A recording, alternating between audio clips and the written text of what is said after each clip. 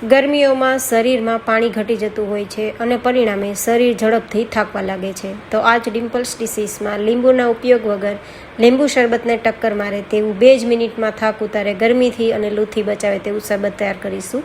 એકવાર બનાવી 10 દિવસ સ્ટોર કરીને ગમે ત્યારે પી શકો. બસ 1 મિનિટમાં તૈયાર થઈ જાય છે. તો ચલો રેસીપી શરૂ કરીએ.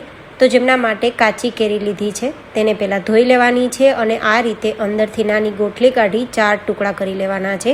છાલ કાઢવાની જરૂર નથી. બસ 1 કપ જેટલા મેં ટુકડા લીધા છે અને કુકરમાં લઈ 1 ગ્લાસ પાણી લઈ અને તેને આપણે 3 સીટી સુધી લો ટુ મીડિયમ ગેસની ફ્લેમ પર કૂક થવા છોડી દેવાનું છે, જેથી સરસ મજાનો માવો તૈયાર થઈ જાય.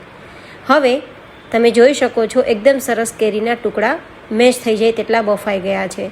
તો આપણે મિક્સરમાં તેને લઈ લઈશું અને સાથે આપણે થોડો ફુદીનો મિક્સ કરીશું, 10-12 પત્તા જેટલો, અને 1 મુઠ્ઠી જેટલો આપણે દાંડી સાથે જ ધાણાનો ઉપયોગ કરીશું પેટને ઠંડક આપવા માટે અને થાઇરોઇડને દૂર રાખવા માટે. ચપટીક જેટલું નમક અને 1 મોટી ચમચી જેટલું શેકેલા જીરાનો પાવડર અને 1/4 ટીસ્પૂન જેટલા મરી પાવડર, જે પેટમાં વાયુ થતાં અટકાવશે, અને 2 ઇંચ જેટલો આદુનો ટુકડો, જે પાચન બેસ્ટ કરશે અને અપચા જેવી બીમારીઓને દૂર રાખશે.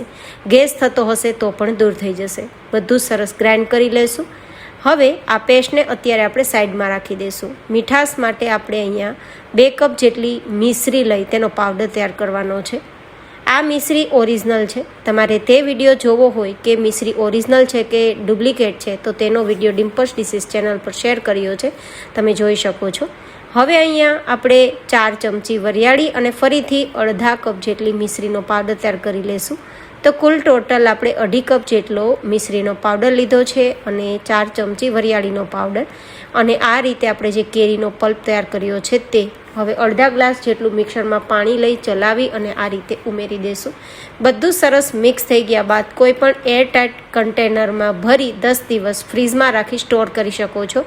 10 દિવસ સુધી ગમે ત્યારે શરબત બનાવવું હોય ત્યારે 1 જ મિનિટમાં તૈયાર થઈ જાય છે આ શરબત. એટલું બધું ટેસ્ટી છે કે વાત ના પૂછો, અને હેલ્ધી તો એટલું બધું કે પીતા જ થાક ઉતરી જશે અને ગરમી અને લૂથી બચાવશે.